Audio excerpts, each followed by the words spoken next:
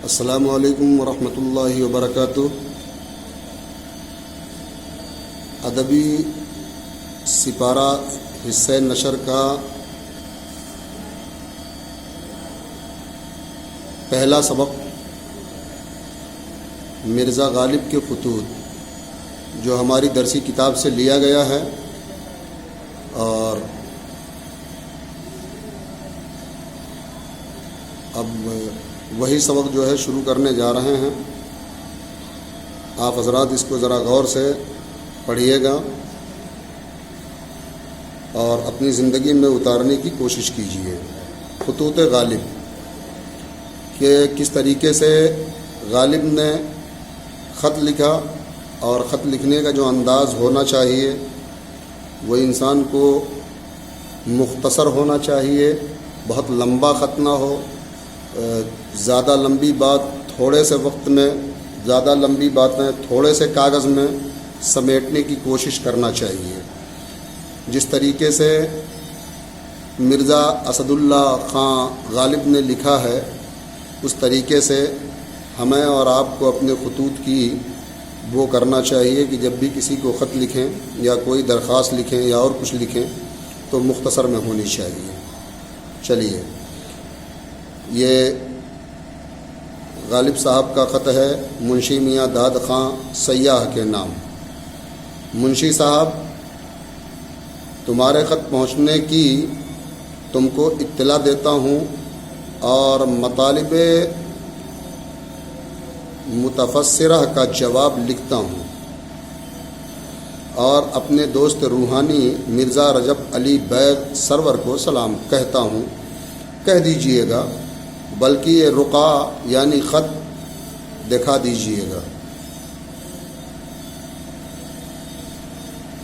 پر بھی معنی لیکن لفظ مشہور ہے، اور پہ اس کا مخفف ہے۔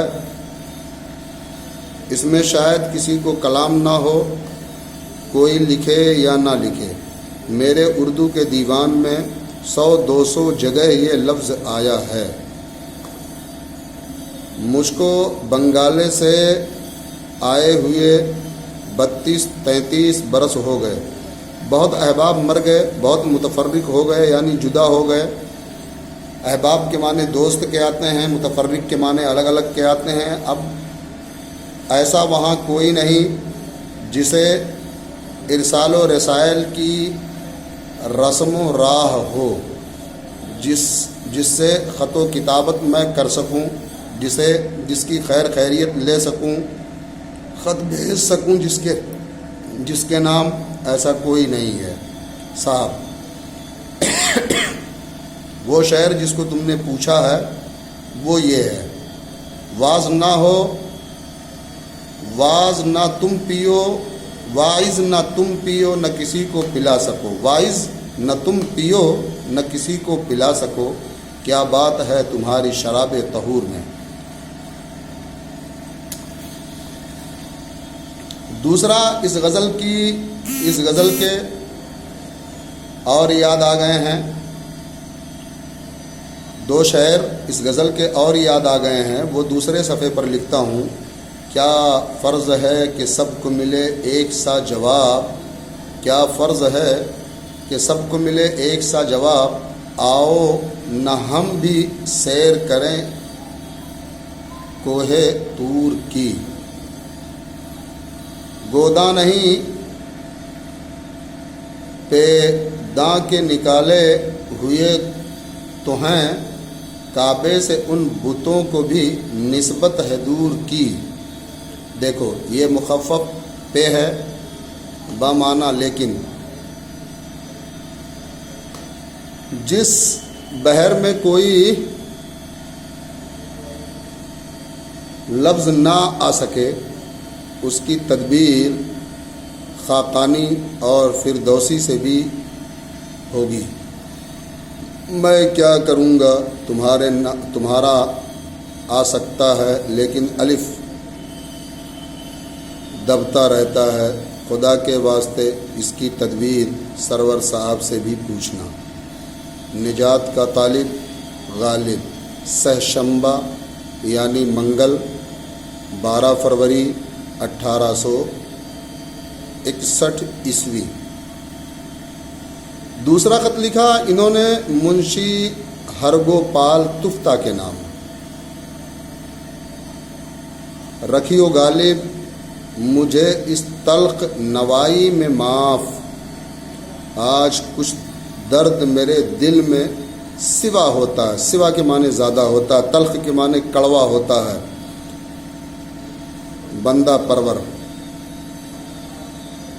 پہلے تم کو یہ لکھا جاتا ہے کہ میرے دوست قدیم یعنی پرانے میر مکرم حسین صاحب کی خدمت میں میرا سلام کہنا، اور یہ کہنا کہ اب تک جیتا ہوں اور اس سے زیادہ میرا حال مجھ کو بھی معلوم نہیں۔ مرزا حاتم علی صاحب مہر کی جناب میں میرا سلام کہنا، اور یہ میرا شعر میری زبان سے پڑھ دینا۔ شرط اسلام بود ورزش ایما بالغیب،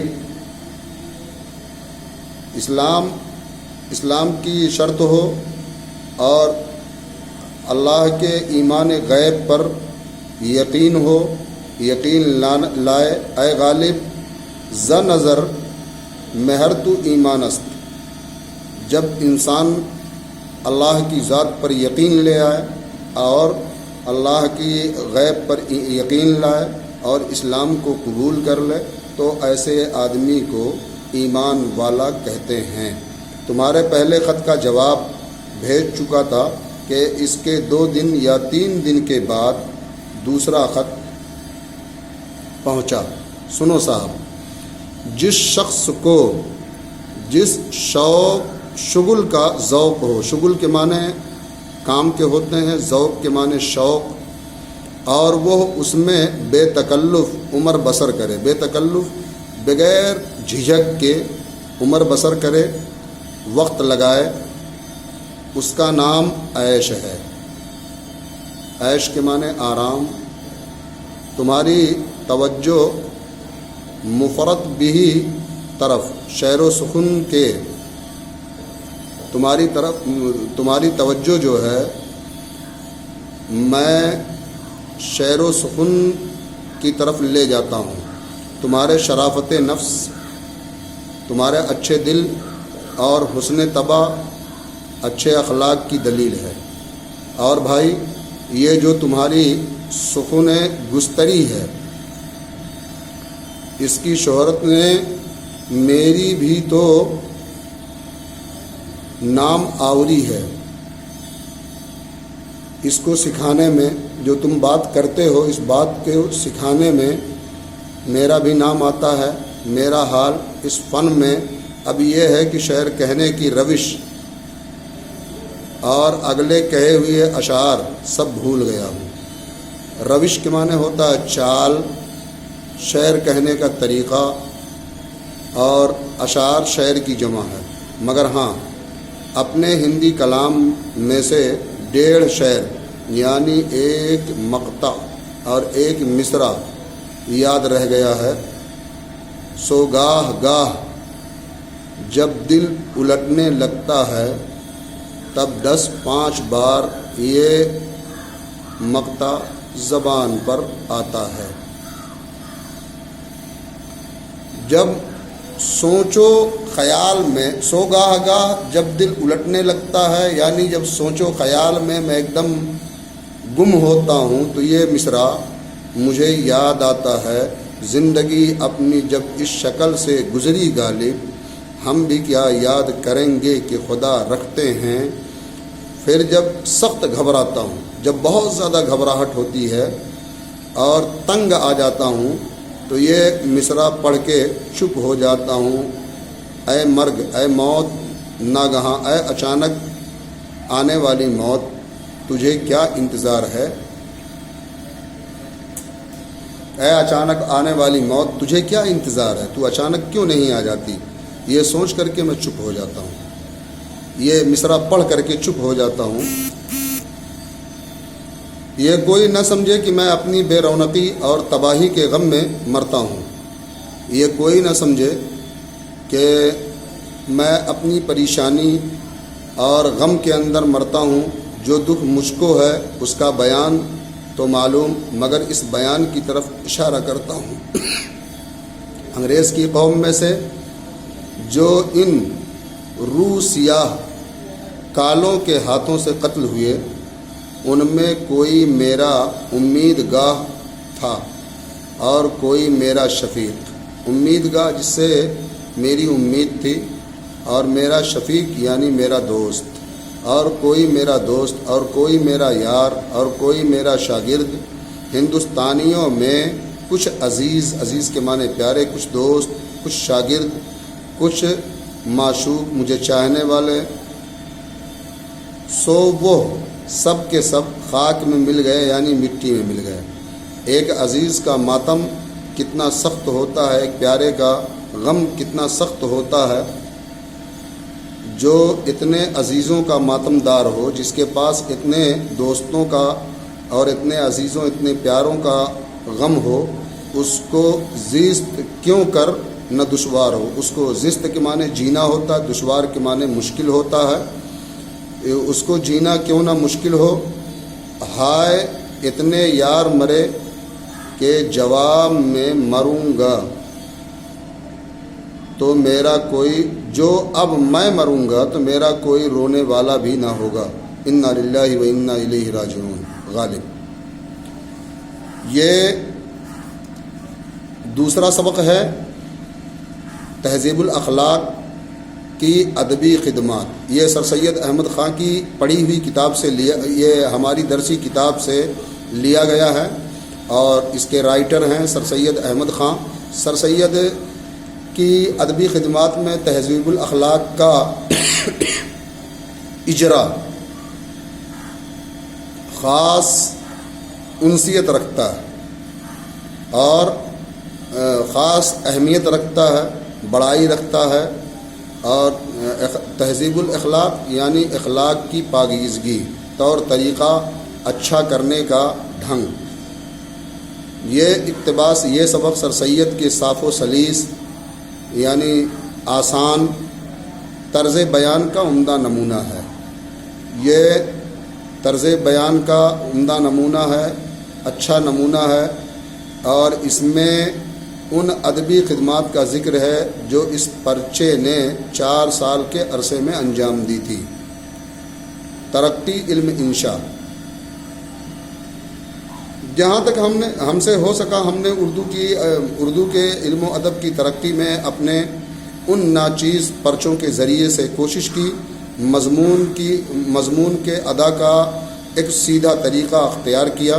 جہاں تک ہماری کجمج زبان نے یاری دی، یعنی لڑکھڑاتی زبان نے، کجمج کے معنی لڑکھڑاتی زبان نے یاری دی یعنی ساتھ نبھایا، الفاظ کی درستگی، بول چال کی صفائی پر کوشش کی، اور رنگینی عبارت سے بڑھا چڑھا کر کے لکھنے سے، جو تشبیہات اور اشتعارات خیالی سے بھری ہوتی ہے، جس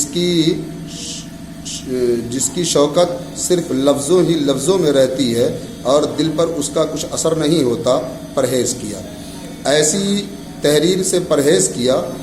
اشتعار خیالی اور تشبیہات، مطلب تشبیہ کے معنی مثال دینا، کسی کے مثل کہنا، اور مشابہ کہنا، ہم شکل کہنا، اور اشتعارات یعنی بات کو بڑھا چڑھا کر کے لکھنا کہ آدمی کا خیال اس طرف جائے اور اس میں غوطہ لگانے لگ جائے۔ ایسی چیزوں سے جسے کہتے ہیں آج کی زبان میں لفاظی، بڑھا چڑھا کر کے لکھنے سے ہم نے پرہیز کیا۔ تک بندی سے، جو اس زمانے میں مقفع عبارت کہلاتی تھی، ہاتھ اٹھایا، جہاں تک ہو سکا سادگی عبارت پر توجہ کی، جہاں تک ہو سکا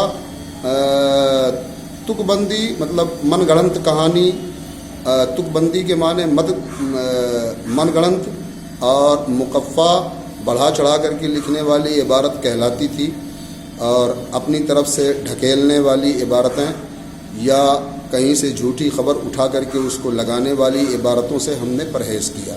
سادگی اور جو ہے مرچ مسالہ لگانے والا حساب نہیں کیا، سادگی عبارت پر توجہ کی۔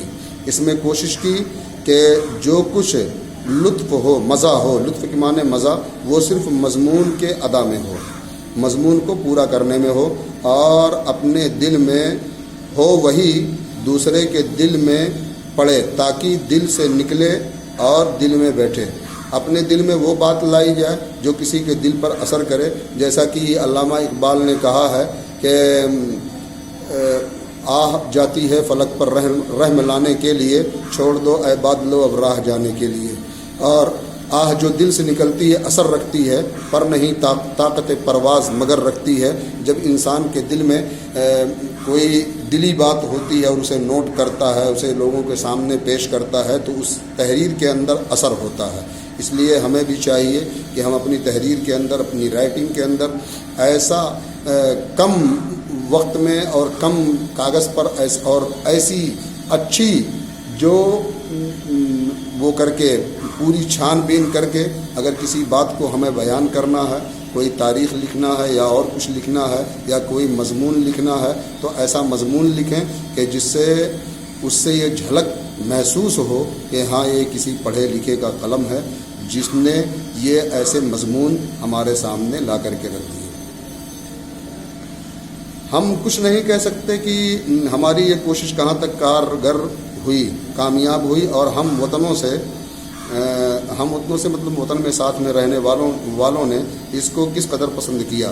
مگر اتنی بات ضرور دیکھتے ہیں کہ لوگوں کے خیالات میں ضرور تبدیلی آ گئی ہے اور اس کی طرف لوگ متوجہ ہو گئے۔ متوجہ کے معنی توجہ کرنا اور خیال کرنا معلوم ہوتے ہیں، اور اخباروں کی عبارتیں نہایت عمدہ اور صاف ہوتی جاتی ہیں۔ وہ پہلا پسندیدہ طریقہ ادائے مضمون کا بالکل چھوٹتا جاتا ہے۔ بھاری بھاری لفظوں اور موٹے موٹے لغتوں سے اردو کا خون کیا جاتا ہے۔ بھاری بھاری بڑے بڑھا چڑھا کر کے لکھ کر کے اردو کا خون کیا جاتا ہے، اپنی طرف سے اپنی طرف سے اس میں ڈال کر کے، اپنی طرف سے بنا کر کے کوئی لفظ اس میں ڈالا جاتا ہے۔ اس سے بھی ہم نے پرہیز کیا۔ صفائی اور سادگی روز بروز عبارتوں میں بڑھتی جاتی ہے۔ خیالات بھی بالکل بدلتے ہوئے ہیں۔ بہت کم اخبار ایسے ہیں جن میں ہر ہفتہ کوئی نہ کوئی آرٹیکل عمدہ و سلیس عبارت میں کسی نہ کسی مضمون پر نہ لکھا جاتا ہو۔ صرف اس بات کی کمی ہے کہ وہ سامان ہمارے پاس موجود نہیں ہے جس سے ہماری معلومات زیادہ ہوں اور ہمارے خیالات کو وسعت ملے۔ وسعت کے معنی چوڑائی۔ اور جو مضمون ہم لکھنا چاہتے ہیں اس کے ماخوذ اور اس کے حالات اور جو بحثیں، ماخوذ کے معنی نکالا ہوا، بحثیں کہ ان پر ہو چکی ہیں اور جو امور ان کی نسبت سے تحقیق ہو چکے ہیں، محقق کے معنی تحقیق ہو چکے ہیں، ان سے آگاہی اور جانکاری، آگاہی کے معنی جانکاری۔ اور یہی سبب ہے کہ بعض دفعہ ہماری قوم کے آرٹیکلوں، مطلب بنائی ہوئی چیزوں میں غلطی ہو جاتی ہے، اور جن امور کا تصفیہ ہو چکا ہے۔ تصفیہ کے معنی چھان بین کرنا، نچوڑ نکالنا، اور انہی کو پھر کہے جاتے ہیں۔ یہ نقص، یہ کمی، نقص کے معنی کمی، اس وقت رفع ہوگا، اس وقت دور ہوگا جب کہ انواع و اقسام، علوم و فنون کی کتابیں ہماری زبان میں موجود ہو جائیں گی۔ یہ غلطیاں اسی وقت رفع ہوں گی، یہ نقص اسی وقت دور ہوگا جب کہ تمام قسم کی چیزیں اور تمام قسم کے علوم ہماری کتابوں کے اندر موجود ہو جائیں گے، آ جائیں گے، اور ہماری قوم کو عموماً اس پر دسترست ہوگی۔ آسانی، عموماً کے معنی آسانی کے ساتھ، دسترست ہوگی، دسترس کے معنی آسانی سے مل جانا۔ سائنٹیفک سوسائٹی علی گڑھ نے اس کام کے پورا کرنے کا ارادہ کیا تھا، مگر افسوس ہے کہ قوم کو اس طرف توجہ نہیں ہے اور اسی سبب سے اس کا کام ادھورا پڑا ہے۔ نئی اردو نے در حقیقت ہماری ملکی زبان میں جان ڈالی ہے۔ میرے درد و ظفر نے اور اردو اشعار میں جو کچھ سحر بیانیہ کی ہوئی ہو، میر امن دہلوی نے کوئی کہانی شستہ بول چال میں کہہ دی ہو جو اس سے زیادہ فصیح و دلچسپ، فصیح کے معنی اونچا کلام، اور دلچسپ، دل کو چھو لینے والا، اور با محاورہ جو بول چال میں لیا جاتا ہے، جسے محاورہ کہا جاتا ہے، با محاورہ محاورے کے ساتھ ہوگی۔ وہ ایک پوپلی بڑھیا بچوں کے سلاتے وقت ان کو کہانی سناتی ہے، ایک بوڑھی بڑھیا بچوں کو سلاتے وقت ان کو کہانی سناتی ہے۔ مضمون نگاری دوسری چیز ہے جو آج تک اردو زبان میں نہ تھی، یہ اسی زمانے میں پیدا ہوئی اور ابھی نہایت بچپن کی حالت میں ہے۔ اگر ہماری قوم اس پہ متوجہ رہے گی اور ایشیائی خیالات کو نہ ملائے گی، مطلب ایشیا کے خیال کو نہیں ملائے گی، جو اب حد سے زیادہ اجیرن، جس کا اجیرن کے معنی مشکل ہو گئے ہیں، تو چند روز میں ہماری ملکی تحریروں میں میگھالیہ واڈیسن کی سی ہو جائے گی۔ میگھالیہ واڈیسن کسی جگہ کا نام ہے غالباً۔ ملکی تحریریں بھی میگھالیہ واڈیسن کی سی ہو جائے گی۔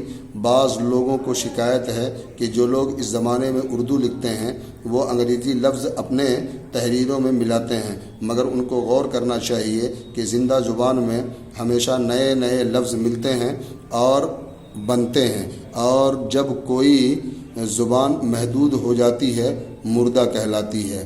غیر زبان کے الفاظ کو اپنا کر لینا اہل زبان کا کام ہے، مگر اس کا ملا لینا آسان کام نہیں۔ اہل زبان غیر زبان کے لفظ کو ایسی عمدگی سے، ایسی اچھائی سے ملاتے ہیں جیسے تاج گنج کے روضے میں سنگ مرمر پر عقیق و یاقوت، یہ پتھر کے نام ہیں، وہ زمرد کی پچکاری ہے۔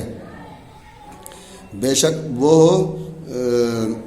دوسرا پتھر ہے، مگر ایسا وصل ہوا ہے، ایسا ملا ہے کہ غور سے دیکھنے پر بھی اوپر سے جڑا ہوا نہیں معلوم ہوتا۔ اسی میں سے پیدا ہوا معلوم ہوتا ہے۔ یہ بات اہل زبان کے سوا دوسرے سے نہیں ہو سکتی، اور نہ سب اہل زبان سے، بلکہ صرف اس سے جسے خدا نے ایسا ملکہ دیا ہو۔ ملکہ کے معنی جو ہے کمال۔ یہ بات بھی غور کرنی چاہیے کہ اہل زبان کے لفظوں کے لینے کی کیوں ضرورت پڑتی ہے۔ اس کے متعدد اسباب ہوتے ہیں۔ متعدد کے معنی بہت زیادہ، اسباب کے معنی وجہ۔ ایک مورخ جو کسی ملک کی تاریخ لکھتا ہے اس کو ضرور ہوتا ہے